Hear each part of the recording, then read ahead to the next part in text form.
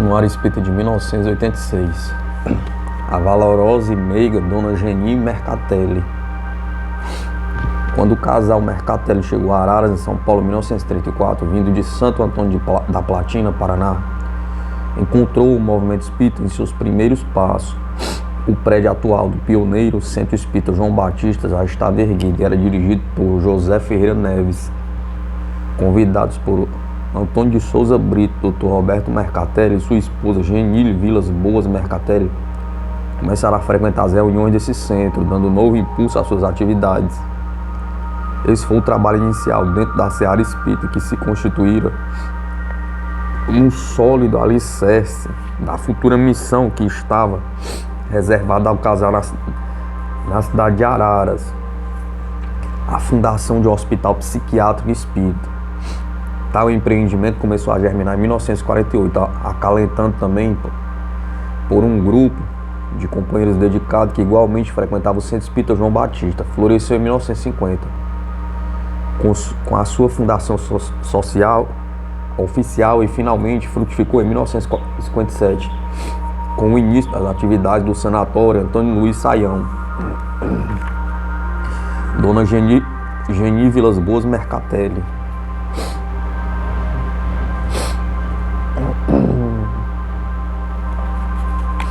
A participação de Dona Geni nesse empreendimento de fé e amor sempre foi, desde os primeiros dias, muito importante, revelando grande desprendimento e notável perseverança.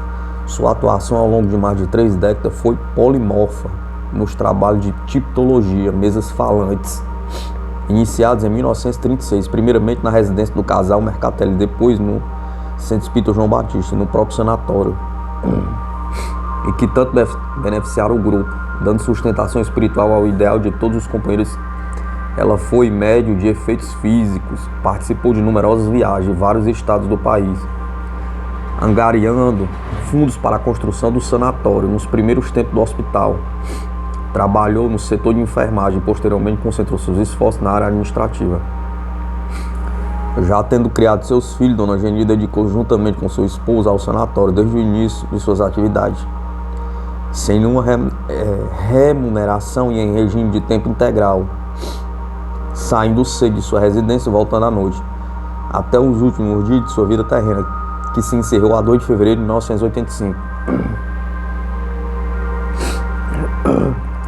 A desencarnação de Dona Geni assim foi registrada em destaque no alto da primeira página do jornal A Cidade de Araras, em sua edição de 7/2 de 1985. Araras perdeu a benemérita Geni Vilas Boas Mercatelli. No último sábado, dia 2, nossa comunidade recebeu com tristeza a notícia do falecimento de Geni Vilas Boas Mercatelli, dama benemérita de nossa cidade.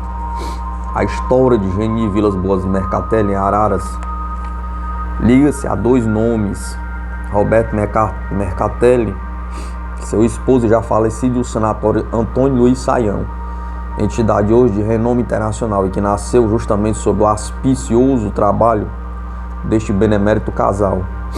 Natural de Santa Cruz da Estrela, viveu até os 73 anos e deixou 2 filhos. Os doutores Emerson Mercatelli e Wellington Mercatelli, bem como Wilma Mercatelli Rodrigues. Os ararenses que acompanharam em grande cortejo seus funerais lembram-se com carinho das campanhas que a falecida realizou nos anos 50 e 60 para consolidar nosso sanatório. Geni Vilas Boas Mercatelli deixou um rastro luminoso em sua passagem terrena, uma esteira de luminosa caridade, adorno de quem seguiu em vida os ensinamentos cristãos com a fidelidade pura de amor ao próximo. No dia seguinte ao primeiro encontro em Pedro Leopoldo, em 1950, o grupo de Araras e Chico Xavier estiveram em Belo Horizonte. Dona Geni e doutora Aparecida Michelen, agachados, estão ao lado do médium.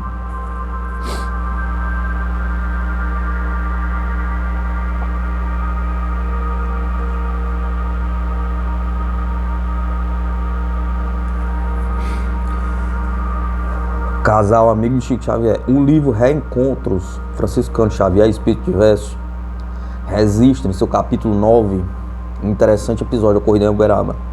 Na reunião pública da Comunhão Espírita Cristã, na noite de 3/6/1968, quando Chico Xavier recebeu mediunicamente a informação inesperada da desencarnação da mãe de Dona Geni, ocorrida no Paraná, antes que a notícia chegasse por via telefônica, e naquela mesma noite o espírito de Antônio Luiz Saião, patrono do sanatório, transmitiu confortadora mensagem à Dona Geni, transcrita no capítulo 10 do referido livro.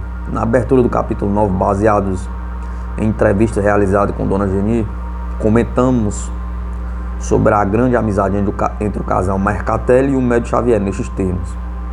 Em Pedro Leopoldo, Minas Gerais, nos idos de 1950, Dona Geni Vilas Boas Mercatelli conheceu Chico Xavier quando integrava um grupo de confrades que trabalhava pela fundação de um hospital psiquiátrico espírita na cidade paulista de Araras, o qual se chamaria Sanatório Antônio Luiz Saião. Desde essa época nasceu uma grande amizade entre ambos, fortalecido pela admiração de seu esposo, Dr. Roberto Mercatelli, pelo médium mineiro. Com a mudança de Xavier para Uberaba em 1958, o casal passou a visitá-lo assiduamente, encontrando sempre um dileto amigo palavra de orientação, incentivo para suas múltiplas tarefas na seara espírita, especialmente no sanatório, que passaram a dirigir desde a sua fundação em 1957. Homenagem póstuma, Escola Estadual de Primeiro Grau, recebeu o nome de Geni Vilas Boas Mercatelli. O jornal Tribuna do Povo de Araras, edição de 14/4/1985, registrou o fato em epígrafe com estas palavras: segundo publicações do Diário Oficial do Estado de São Paulo, em 5 de março de 1985, 2 escolas de Araras ganharam denominações oficiais através do projeto do deputado Tonico Ramos, do PMDB. Ganharam respectivamente os nomes de Geni Vilas Boas Mercatelli e Maria Rosa Nus Pacífico Homem. As escolas de primeiro grau do Bosque de Versalhes e Parque das Árvores.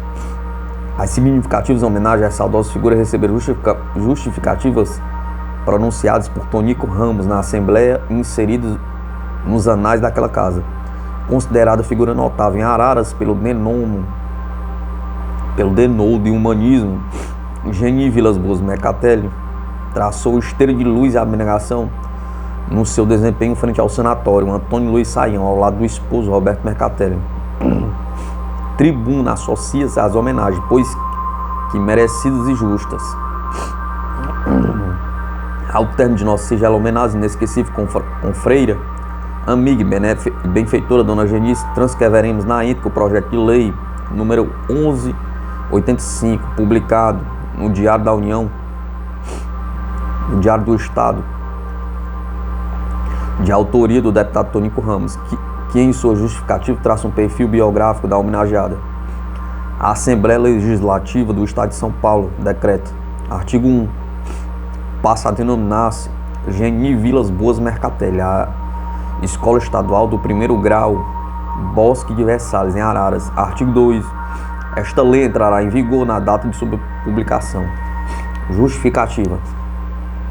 Há criaturas que, pelas suas atitudes soberanamente humanas, pelos seus elevados princípios de amor ao próximo, deveriam viver eternamente, sem sofrer jamais o impacto da morte. Geni Vilas Boas Mercatelli era uma dessas criaturas.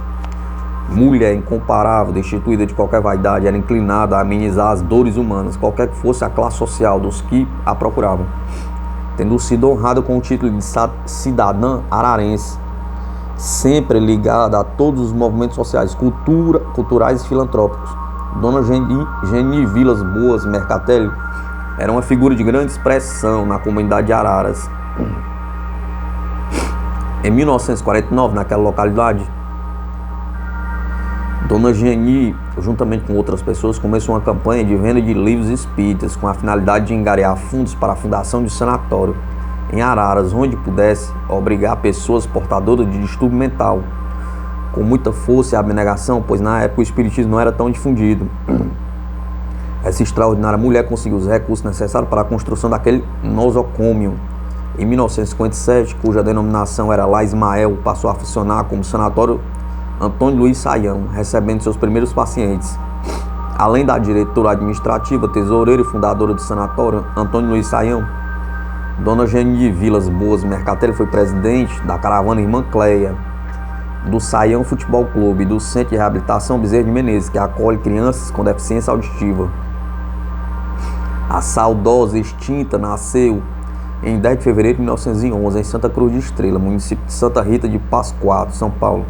Em 1928, casou-se com o Dr. Roberto Mercatelli. Nesse mesmo ano, mudou-se para o Santo Antônio de Platina, estado do Paraná, onde nasceram seus 3 filhos, Wilma Mercatelli Rodrigues, Wellington Mercatelli e Emerson Mercatelli.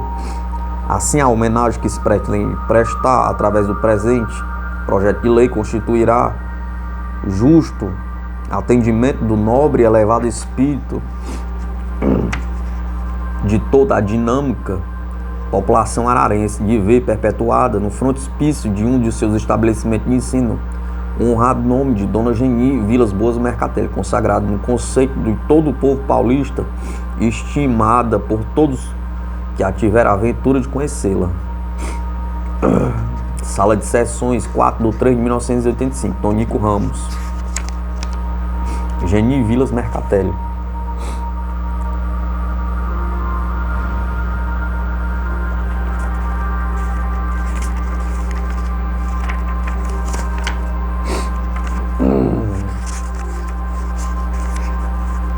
Anuário Espírita de 1986. Caiba Chutre, o apóstolo de Matão.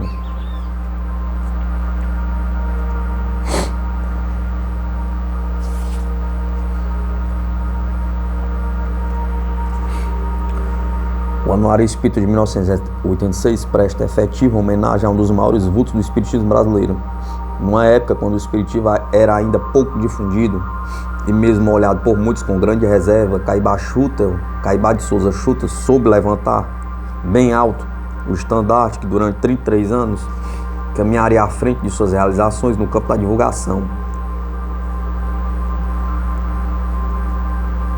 A sua missão na Terra foi uma das mais completas. Ele atuou no campo da imprensa, escrita e falada, escreveu, publicou livros, proferiu palestras e conferências e, acima de tudo, soube exemplificar tudo aquilo que ensinava, pois a caridade presidia sempre seus atos.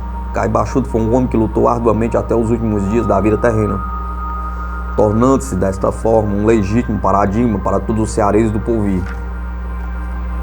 O missionário. O verdadeiro missionário nunca se manifesta como tal. Ele se esconde sob incrível simplicidade, desempenhar sua tarefa com naturalidade, sem arroubos, despreocupado de que os homens pensam dele e alheio aos aplausos ou à recriminação daqueles que o rodeiam. Muito frequentemente os seus companheiros não se dão conta da amplitude da missão que ele desempenha. Somente as gerações posteriores aquilatam as consequências de sua obra grandiosa e passam a render-lhe o tributo devido aos que amargaram na terra o desempenho de incompreendido apostolado, mas aqui deixa um rastro luminoso. Caiba de Souza Chutter foi um desses luminares que, tal qual estrela de primeira grandeza, contribuiu com seu esforço e suas luzes no sentido de ajudar e clarear os horizontes anuviados de um mundo repleto de violência, de incompreensões e de falta de amor. Um mundo que ainda não entendeu a necessidade de assimilar em sua plenitude os ensinamentos evangélicos. Em sua missão grandiosa, não foi desempenhada num grande centro populacional. Ela foi desenvolvida em pacata cidade interiorana. No entanto, os reflexos de sua obra se fizeram sentir com grande intensidade em toda uma grande nação, chegando mesmo a ultrapassar fronteiras, levando sempre os seus ensinamentos eivados de amor e de luz, de paz e de fraternidade a milhares e milhares de corações sequiosos de esclarecimento. Assim como no humilde lugarejo de Belém de Judá, na velha Palestina, nasceu a luz que iluminou todo mundo. Na singela cidade de Matão, Caiba Chutter acendeu um fanal cuja luz atravessará os séculos por vindouros, brilhando nas trevas da incompreensão humana. No dia 22 de setembro de 1868, no lar de Antero de Souza Chutter e Rita Tavares Chutter, Na cidade do Rio de Janeiro, então município neutro do Império, nasceu Caibá Chuta, um menino que passou a constituir a alegria do casal. Quando a criança tinha apenas 9 anos de idade, desencarnou seu pai, o que deixou profundamente consternado aquele lá até então feliz. Mal suspeitando que alguns meses mais tarde, novo e profundo golpe lhe seria desferido. Realmente, 6 meses depois, ainda bastante abalada pelo desencarne do marido, sua mãe também desencarnava como consequência de um parto difícil, do qual sobreviveu apenas um recém-nascido. Os avós do menino, Dr. Henrique Schutter, um respeitável cidadão oriundo de família franco-suíça, tomou a seu encargo as 2 crianças. O Colégio Dom Pedro II, depois Colégio Nacional, foi a escola escolhida e onde Caibá foi matriculado, tendo ali estudado durante 2 anos. O seu irmãozinho veio a desencarnar na eternidade.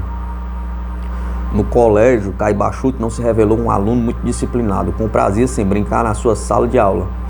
Colava ao rosto barba e bigode postiço e deleitava os demais alunos com suas travessuras. Várias vezes foi admoestado pelos professores, sendo até punido ao ser chamado à secretaria do estabelecimento. O prático de farmácia, não querendo ser pesado para ninguém e não se sentindo bem no colégio, resolveu abandonar o lar onde vivia, indo para a casa de um irmão de criação, passando logo a seguir o trabalho como aprendiz em uma farmácia, elegendo desta forma a profissão que teria durante toda a sua vida. Caibá tinha tendência de desbravador, desejava tomar novos rumos, por isso, quando tinha apenas 17 anos de idade, abandonou o Rio de Janeiro, dirigindo para São Paulo e logo a seguir para Piracicaba, no interior do estado de São Paulo. Nesta última cidade não se sentiu suficientemente realizado, mudando algum tempo após para Araraquara, no mesmo estado, pois pressentia que algo mais importante deveria acontecer em sua vida. Em Araraquara começou a trabalhar como prático de farmácia, revelando-se um empregado hábil, inteligente e dedicado. Tinha acentuado gosto, incrível disposição para o trabalho que lhe era confiado, ao ponto de, dentro de um lapso de tempo relativamente curto, ser nomeado gerente do estabelecimento, cargo que desempenhou com eficiência e notória dedicação. Caibá, entretanto, era muito sensível e, como de hábito, jamais admitia qualquer tipo de repressão por parte dos patrões. Certo dia, após uma advertência por parte do proprietário da farmácia, não se contentava e pediu sua dispensa do emprego. Profundamente contrariado, o patrão, após insistir para que ficasse, aqueceu ao seu pedido, na esperança de que ele reconsideraria a sua atitude e voltaria ao trabalho, chegando mesmo a fazer comentários a esse respeito, asseverando que cargo como aquele não era fácil de se arrumar. Quando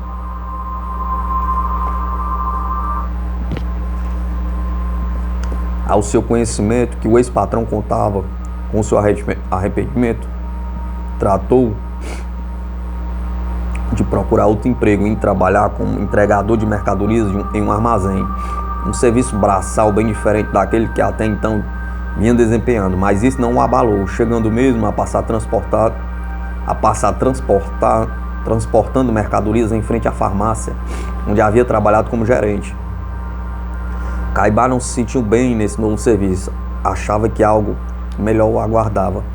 Tentou a agricultura, onde também não se sentiu realizado. Aventurou outras profissões, mas sua vocação inata era trabalhar em farmácia, na manipulação de remédios. Chegou ao seu conhecimento que num lugarejo próximo, Matão, não havia farmácia, nem qualquer infraestrutura. Era um lugarejo novo, que precisava de tudo. Isso tocou o seu espírito de desbravador. Dirigiu-se para lá, formando logo um apreciável círculo de amizade. Num verdadeiro ato de arrojo, tratou logo de montar uma farmácia, denominando Farmácia Schutter. Matão era, nessa época, um lugar de mataria grossa, de onde surgiu o seu nome. Os moradores do lugar faziam suas compras em Araraquara, de cujo município Matão era dependente. O político. Nessa época, Caibá adentrou o campo da política, como também lutou arduamente para que Matão se tornasse município. Colimado, esse objetivo, adquiriu com seus próprios recursos o prédio onde se instalou a Câmara Municipal.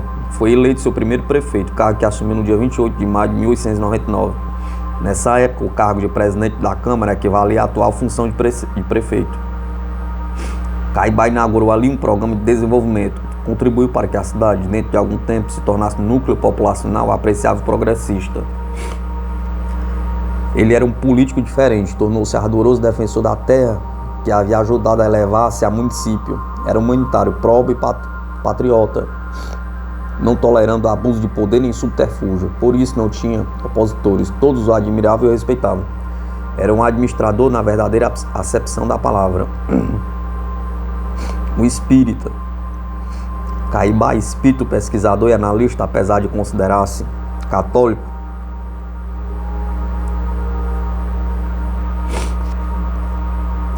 não se conformava com determinados postulados dessa religião, principalmente os dogmas. Não compreendia muito, como muitos homens da estatura moral de seu pai, não engrossavam as fileiras do catolicismo. Seu pai não havia mesmo se importunado com o seu batismo. Ouvira falar do espiritismo, mas essa doutrina era pouco conhecida e tenazmente combatida pelo clero católico. Nessa época, graçava acentuado fanatismo religioso, e o catolicismo havia deixado há bem pouco tempo de ser a religião oficial do país. Entretanto, Caibá não tergiversou, através de um moço chamado Manuel Calixto, procurou manter o contato com o seu genitor, Calixto Nunes de Oliveira, um dos escassos espíritas do lugar. Mas Calixto informou-o de que havia deixado de realizar sessões porque estava cansado de atender espíritos sofredores a lhe pedir missas, e ele não tinha dinheiro suficiente para pagar ao vigário a realização de tantas. Embora fosse um pioneiro naquela cidade, Calixto desconhecia os fundamentos básicos do espiritismo, ignorava que nas sessões os espíritos são esclarecidos pelos dirigentes, sem a necessidade de se reconhecer as cerimônias exteriores de outras religiões. Essas ponderações não importunaram Caibá. Ele suspirava em conhecer algo novo, e a sua presença, a uma sessão doutrinária se apresentava a ele como um imperativo. Por isso insistiu, e Calixto concordou em realizar uma sessão, a qual contou com o comparecimento de Caibá em algumas poucas pessoas, entre elas Calixto Nunes da Silva, Quintiliano José Alves, Manuel Calixto e Antônio Maria Brandão. Vários espíritos se comunicaram através de Calixto, nenhum deles solicitou a realização de missas. Finalmente, ocorreu uma importante e decisiva comunicação atribuída ao espírito de Dom Pedro II, último imperador do Brasil. Tratava-se de uma mensagem de alto nível, recebida por um médium inculto. Esse acontecimento empolgou Caibá Chuto, que no dia seguinte solicitou a vinda urgente de O Evangelho segundo o Espiritismo, de O Livro dos Espíritos, 2 livros de Allan Kardec. A sua estrada de Damasco. Logo que os livros chegaram, aprofundou-se no estudo dos mesmos, e logo a seguir das demais obras que formam a codificação kardeciana, analisou, perquiriu, meditou, fez comparações com os ensinamentos de outras doutrinas e filosofias, deduzindo da excelência da doutrina espírita, que surgiu assim aos seus olhos como aquela que vinha equacionar os problemas que assoberbavam a sua alma, pois os seus conceitos suplantavam tudo aquilo que havia aprendido até aquele momento. Desta forma, deixou de ser um católico não praticante, para se tornar um dos mais convictos, dos mais devotados, dos mais combativos, dos mais idealistas espíritos do Brasil. Caibá havia tido a sua estrada de Damasco. O velho ceareiro havia assimilado o espiritismo simbolizado num triângulo, cujos dois vórtices inferiores, a ciência e a filosofia, se fundamentavam na terra, e o vórtice superior, a religião, apontava para o céu. Ele fez dos ensinamentos da doutrina espírita a sua norma de conduta. Compreendia que essa doutrina é a caridade em ação. Foram inumeráveis os atos humanísticos que o apóstolo de Matão praticou, tornando-se um paradigma para os espíritos do futuro.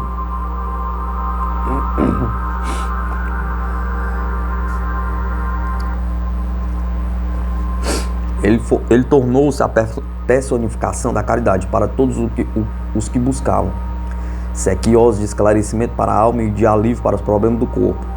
Os passos iniciais.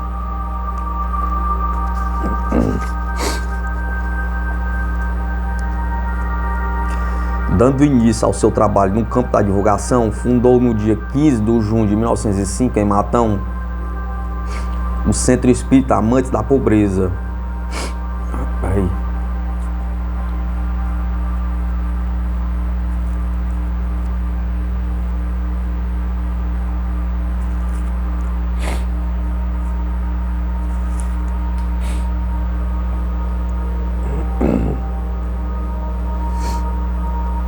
Coincidentemente, quase na mesma época, um outro missionário, João Leão Pita, que viria a se tornar mais tarde um dos maiores amigos e colaborador de Caibá e de sua obra, que nessa época não o conhecia.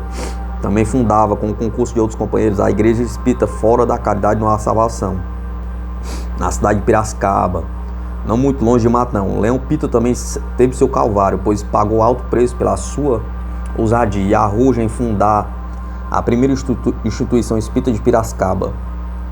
O clero católico moveu-lhe acerba campanha e, como decorrência, ele não conseguiu emprego na cidade e ficou sem crédito por mais de um ano. Todos lhe negavam serviço, apesar de ser um homem altamente honesto e trabalhador. Nesse período crítico de sua vida, sua esposa costurava para ganhar algum dinheiro, conseguindo assim para a família superar a crise. Logo após, conseguiu empregar-se na loja de ferragens da propriedade de Pedro de Camargo, que mais tarde se tornou o famoso Vinícius, que nessa época também começou a interessar-se pelo espiritismo, tornando-se um dos mais destacados figuras no campo da divulgação evangélico doutrinária. O primeiro batismo de fogo. Um padre reacionário de nome João Batista Van, esse havia sido designado para exercer suas funções em Matão. Ali chegando, não se conformou com o trabalho que Caibá Schutel vinha desenvolvendo em favor do espiritismo. Pretendeu então pôr um paradeiro em sua ação. Para isso, comungou-se com o delegado de polícia e conseguiu dele uma ordem de fechamento do centro espírita. Caibá não a respeitou, pois estava estribado na Constituição do país. Insidiosa campanha também foi movida pelo sacerdote contra a farmácia Schutel, recomendando à população que não comprasse nada do estabelecimento do herege. Caibá quis dar uma explicação ao povo, mas pressentindo que a frequência ao centro seria diminuta face às ameaças do delegado do padre, programou uma conferência em praça pública. O padre, contando com o concurso de outros sacerdotes, considerou a decisão de Caibá um verdadeiro desafio. Por isso resolveu tomar medidas práticas, convocando um grupo de homens fanatizados, muitos deles armados de vara-paus, porretes e os mais exaltados, portando até arma de fogo e punhais. Desta forma, uma barulhenta procissão foi promovida com o intuito de evitar que Caibá falasse ao povo. O grupo de fanáticos dirigiu-se à praça, promovendo um grande alarido, perturbando a paz de muitos moradores da cidade. Um advogado que estava com a esposa doente foi à praça defender o direito que Caibá tinha de falar ao povo e responsabilizou o padre por qualquer agravamento do estado de saúde de sua esposa, prometendo mesmo tomar medidas práticas contra o sacerdote. Um médico da cidade também agiu de maneira idêntica. Face a essa inesperada interferência, o padre ficou amedrontado e decidiu dissolver a procissão. Dessa forma, Caibá conseguiu terminar a sua conferência. Apesar de tudo, quando algum tempo após o Van, esse foi transferido da cidade. procurou Caibá, com quem se confraternizou, abraçando como velhos amigos. O jornal Clarim, em sua edição de 1º de setembro de 1908, deu notícia da transferência do sacerdote para Araraquara, formulando votos de uma felicidade espiritual interna. O pai dos pobres. A residência de Caibá Chuto era uma espécie de pronto-socorro para todos os tipos de carência. Muitos pobres da cidade que buscavam a sua assistência saíam de sua casa levando leite, pão e gêneros alimentícios. Mas a caridade não era ali dispensada apenas para equacionar os problemas do corpo. Era considerável o contingente de pessoas que demandavam seus conselhos e orientação. A todos Caibá atendia com solicitude, jamais sonegando qualquer tipo de assistência. Não havia sido outra razão que levou a eleger-se o nome de amante da pobreza para o centro espírita que havia fundado. No ano de 1912, com a finalidade de obrigar e tratar maior número de doentes, chegou a alugar uma casa maior na cidade.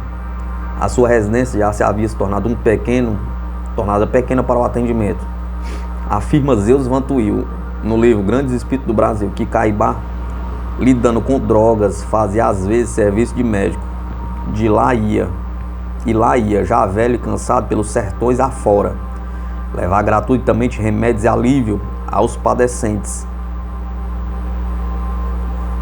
Como bem disse um de seus mais chegados discípulos, em seu peito pulsava um coração generoso, e sua inteligência era grande, maior que o seu coração.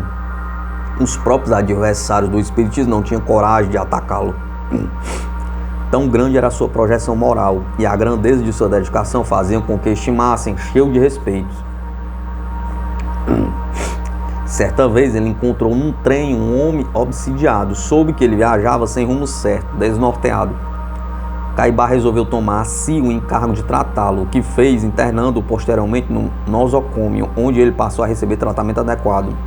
Caibá Chuto era a caridade em ação. Em sua residência, na farmácia, no centro espírita ou em qualquer outro lugar onde ele se achasse, praticava atos altruísticos sempre que necessário. Chegou a merecer o cognome de pai da pobreza, ou pai dos pobres de Matão. O preceito cristão amai ao vosso próximo como a vós mesmo havia sido assimilado por ele em toda a sua plenitude. Anuário Espírito de 1986. O seu Calvário. Todo ser humano tem o seu Calvário e deve transportar sozinho a sua cruz. Caibá Chuto também teve o seu e carregou a sua cruz. Ele casou-se com Dona Maria Elvira da Silva Chuto, mais conhecida por Mariquinhas. O seu casamento teve lugar na cidade de Itápolis e o casal não teve filhos. Afirma o professor Leopoldo Machado em sua obra Uma Grande Vida, substancioso estudo biográfico de Caibá Chuto, que em 1918 apareceram em Dona Mariquinha várias manchas roxas, bastante dolorosas, espalhadas pelos braços, pernas e rosto. Houve quem suspeitasse que tratava-se do mal de Hansen, porém, todos os exames realizados tiveram resultados negativos. A enfermidade era persistente, não cedia a nenhum tratamento, nem da medicina da terra, nem dos recursos que os espíritos podiam proporcionar. Essas manchas se transformaram numa forma de eczema.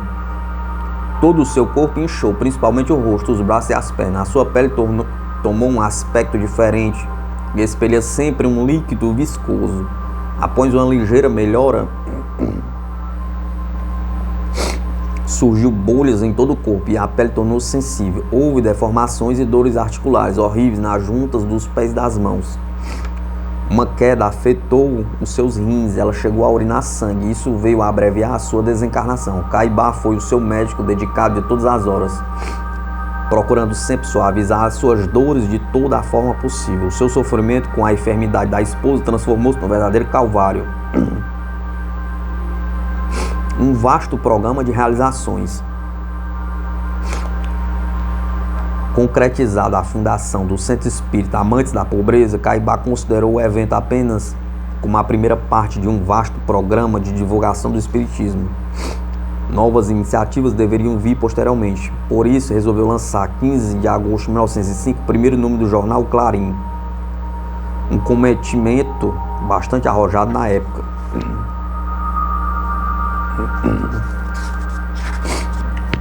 Mas a vocação de Caibá consistia em diversificar os métodos de propaganda. Ele não apreciava longos intergenos entre duas realizações, por isso logo pensou numa editora e esta surgiu. O primeiro livro de Caibaçu surgiu em 1911. A editora foi equipada com um maquinário próprio, onde o Clarim, os livros de Caibá e de outros autores também passaram a ser impressos. Novo cometimento de fôlego foi materializado em 15 de fevereiro de 1925, quando lançou a Revista Internacional de Espiritismo, imprimido em papel couche da primeira qualidade, com apreciável número de ilustrações. Esta revista saía quinzenalmente e somente há poucos anos passou a ser mensal. A revista, que circula ininterruptamente desde seu primeiro lançamento, publicava então, com incrível regularidade, trabalhos de renomados pesquisadores e escritores de outros países. Muitos idealistas espíritas, dentre eles Ismael Gomes Braga e Watson Campelo, secundaram o Caibá nas traduções de trabalhos e publicações oriundos de países da Europa e América do Norte. Em agosto de 1936, quando o rádio se impunha como uma das mais eficientes formas de propaganda, Caibá, então, com 68 anos de idade, lançou pela Rádio Cultura de Araraquara, PRD4, um programa radiofônico nitidamente espírita. Com regularidade, ele se dirigia àquela cidade onde fazia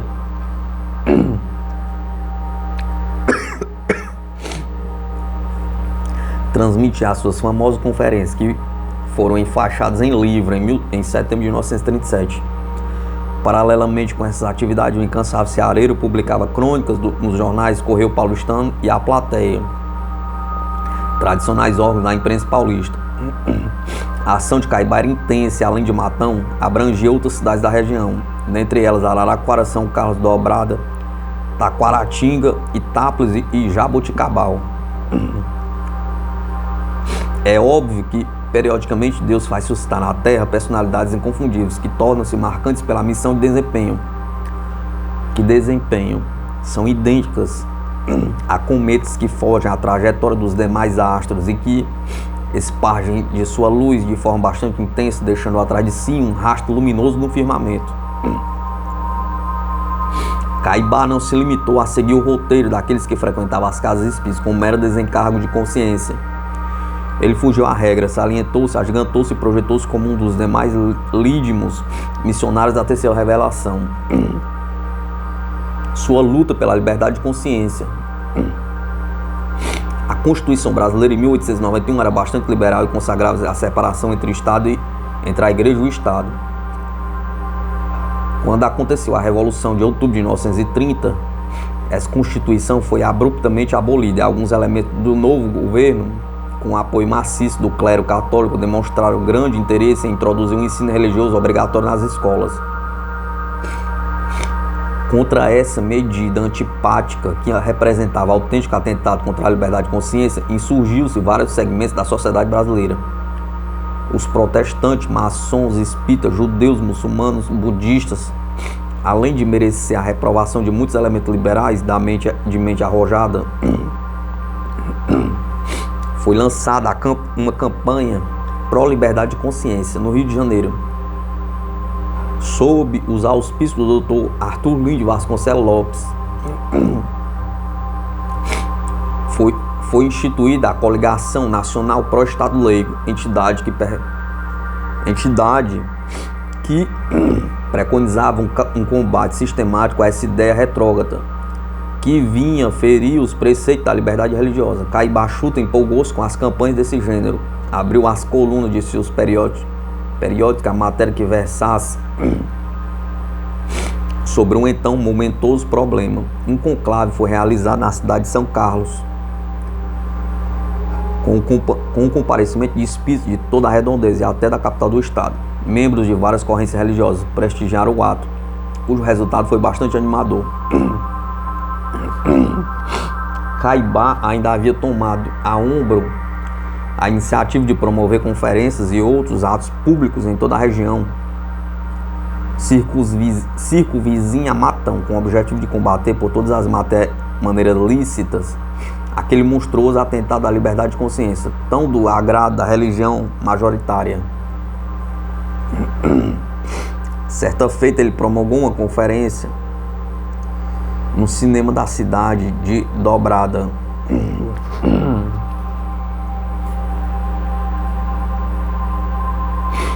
Um distrito de Matão. Na hora marcada ali estava apenas ele, José da Costa Filho e João Leão Pita, além de uns poucos espectadores. Afirma Leopoldo Machado em Uma Grande Vida que Caibá não hesitou muito. Mandou buscar meia dúzia de foguetes e soltou-os à porta do cinema. Dentro de poucos minutos o salão do cinema estava lotado. Estava todo lotado e Caibá e seus companheiros conseguiram transmitir a mensagem que havia sido programada.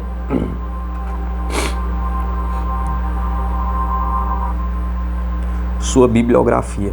Muitos livros foram escritos por Caibá Chuta nos anos de 1911 a 1937, os quais passamos a enumerar: Espiritismo e Protestantismo, Histeria e Fenômenos Psíquicos, O Diabo e a Igreja, Espiritismo para Crianças, Interpretação Sintética do Apocalipse, Médiuns e Mediunidade,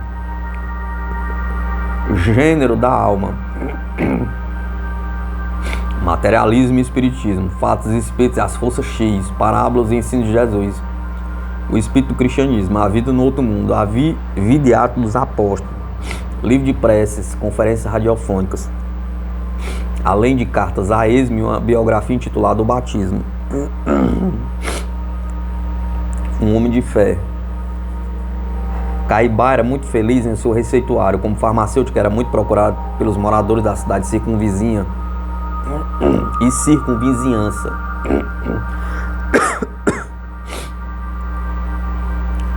Em seu antigo emprego, seu antigo empregado contou o seguinte caso. Estando o senhor Chuta atendendo uma criança pobre, já com aspecto cadavérico,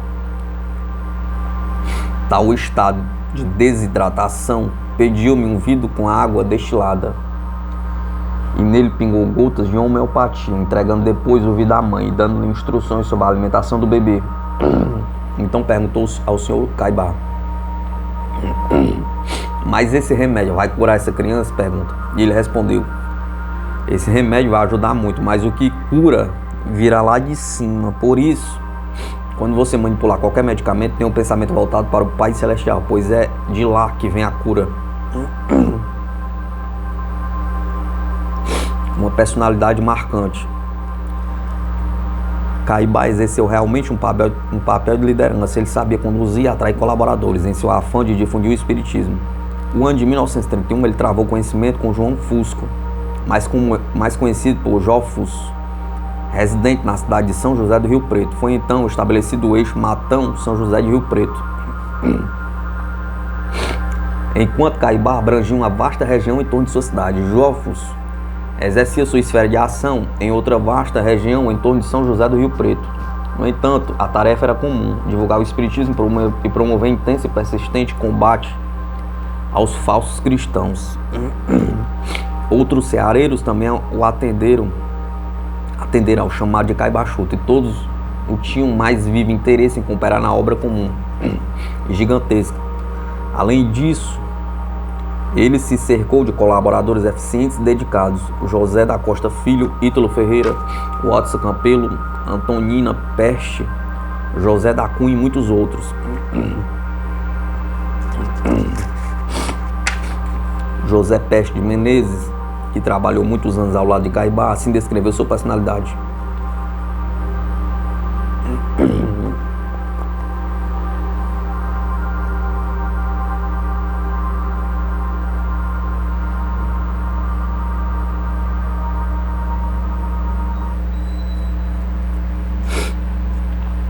porte sereno, olhar profundo, meigo, no falar, de uma energia fora do comum. Se não bastasse todas as suas qualidades, era um exemplo vivo de amor ao trabalho. Levantava-se cedinho, tomava seu café e descia à farmácia, onde atendia os primeiros doentes, que já estavam à sua espera. Mas não ficava somente aí, era infatigável, jamais o vi parar. Trabalhava ininterruptamente até às 10 horas da noite, revezando-se em todos os setores onde a sua presença se fazia necessária. Leopoldo Machado, em seu livro Uma Grande Vida, discorrendo sobre a personalidade de seu biografado, afirmou: Caibá Schutter irradiava simpatia. Sua presença era um dínamo de animação e entusiasmo. Disse-ia que perto dele amava-se o trabalho, não pelo próprio trabalho, mas pelos exemplos de Caibá, que se amava o sofrimento para imitá-lo. Amava-se a verdade e a sabedoria para segui-los. É que ele sempre animadoramente dava, com os recursos materiais de que dispunha, o coração, a inteligência, os exemplos de vida puríssima, as maiores lições morais. Os enfermos reanimavam-os a seu contato. Os pobres sentiam menos pobres perante o seu grande amigo. Os ignorantes sempre tinham que aprender. Os deserdados da sorte podiam contar com um amigo. Os indecisos com a decisão firme, como exemplos fortes de perseverança e fé. Enfermidade e desencarnação. Havia-se iniciado o ano de 1938 e Caibá, com 69 anos de idade, havia se transformado num dos mais respeitáveis espíritos do Brasil. Seu nome era então conhecido em todo o país e o mesmo além fronteiras. No entanto, após tantos anos de lutas e atividades contínuas e intensas, suas forças já estavam combalidas.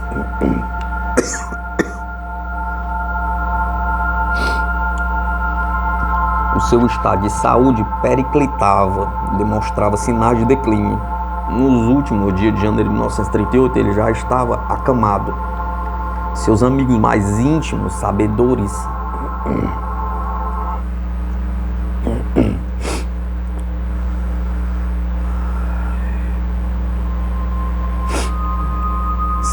de seu estado de saúde vinham visitá-lo muito frequentemente. Caibá alimentava muita confiança no espírito conhecido por Pai Jacó. E este lhe havia assegurado que até o último domingo de janeiro ele ficaria curado. O velho ceareiro, no entanto, estava mais propenso a acreditar que a prometida cura seria o seu desenlace. O famoso médium urbano de Assis Xavier, dentista residente na cidade de Marília, já estava em Matão, pois havia sido chamado às pressas, e ali estava aplicando-lhe a medicina espiritual. Chegou o domingo, 30 de janeiro, e Caibá desencarnou às 16h15. O seu espírito esclarecido, já consciente de seu novo estado, procurava consolar a todos, enviando esforços para fazê-lo através do médium Dr. Urbano. Mas este havia aprendido que os espíritos desencarnados dificilmente podem se manifestar logo após a separação do corpo, pois hesitava em transmitir os pensamentos que lhe estavam sendo sugeridos pelo espírito Caibá. O corpo do ceareiro já estava na urna funerária quando o espírito Caibá fez o médium sentir suas influências de modo muito mais intenso. Nova hesitação, mas o espírito impeliu com veemência, de forma irresistível. E deste modo, diante de seu próprio corpo, o espírito desencarnado teceu belíssima dissertação sobre a imortalidade da alma, deixando bem claro que a alma não se encerra no túmulo. A comunicação espiritual representou o verdadeiro bálsamo suavizador para todos os presentes. Caibá trajava um terno de linho branco e foi sepultado num caixão branco, pois ele não queria nada de luto, de lúgubre. O sepultamento do seu corpo constituiu um acontecimento inusitado na cidade. O comércio cerrou suas portas, a bandeira nacional foi hasteada a meio pau na prefeitura municipal. Elevado contingente de pessoas compareceu ao ato, prestando a derradeira homenagem a um grande vulto que, em sua simplicidade, havia se transformado no autêntico apóstolo do bem. A um homem que soube melhor do que ninguém transmudar-se no vestilário de um grande ideal. Com a desencarnação de Caibá Schutter, o nome Lacuna abriu-se no campo da divulgação doutrinária. Entretanto, o seu exemplo permanecerá vivo, com atestado eloquente, como um atestado eloquente do que pode ser feito quando há uma vontade firme e inabalável. Caibá colocava acima de tudo os superiores interesses da doutrina espírita. Por isso chegou a dizer certa vez a José da Costa Filho, referindo-se aos seus bens materiais: se for preciso, venderei tudo isto para dar continuidade ao trabalho da divulgação do Espiritismo. Ele trabalhou arduamente até o derradeiro dia de sua gloriosa vida terrena, lutou como ninguém, foi na realidade uma grande vida. Parou de bater o coração de um gigante na estatura moral. Tombou o grande Jequitibá. Anuário Espírita de 1986.